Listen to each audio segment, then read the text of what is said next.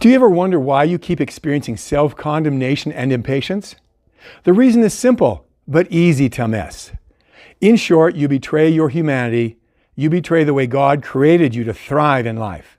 Let's unpack that. God created you to be a fully valuable person who is also powerless, vulnerable, and dependent. We rebel against those four beautiful traits because we inherited from our first parents a curved inward tendency that loves independence and fears vulnerability and powerlessness. We all love independence. Have you discovered that about yourself? We also are slow to learn that that is not the basic principle of our nature. Dependence is. Have you discovered that you are a slow learner of how dependence works?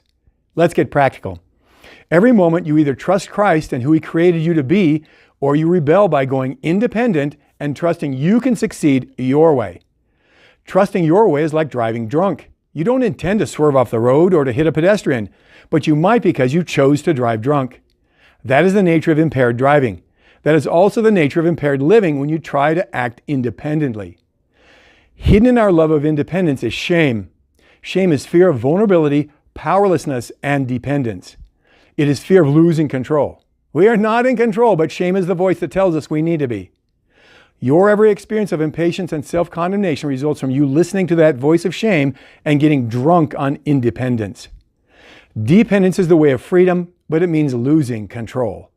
Dependence means trusting and participating with Christ who initiates your next step forward. God wants you to be patient and to not condemn yourself.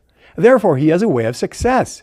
His way is what I said earlier is easy to miss, and shame is the reason we miss it. We need to embrace our shame to bypass it and notice the first and key step in experiencing dependence. To be human means to make moral choices, choices about what we should or should not be or do. We make these choices by drawing a line with some moral standard.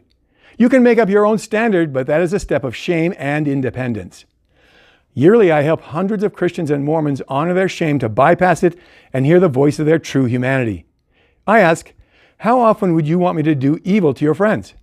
All say I should never do evil to anyone. I tell them I fail to meet their standard because I get judgmental. They say only Jesus met the standard of never doing evil. That means Jesus in His moral perfection is our true human standard buried under the voice of shame. Compared to Jesus Christ, how am I doing? How are you doing? How is he or she doing? I ask people if while self-condemning, they were measuring by Christ or by the voice of shame, pressuring them to improve. All say they were beating themselves with the low standards of shame. I help people discover their experience of impatience vanishes when they draw a line with Christ in His perfection. Watch more of my videos for more on how this works.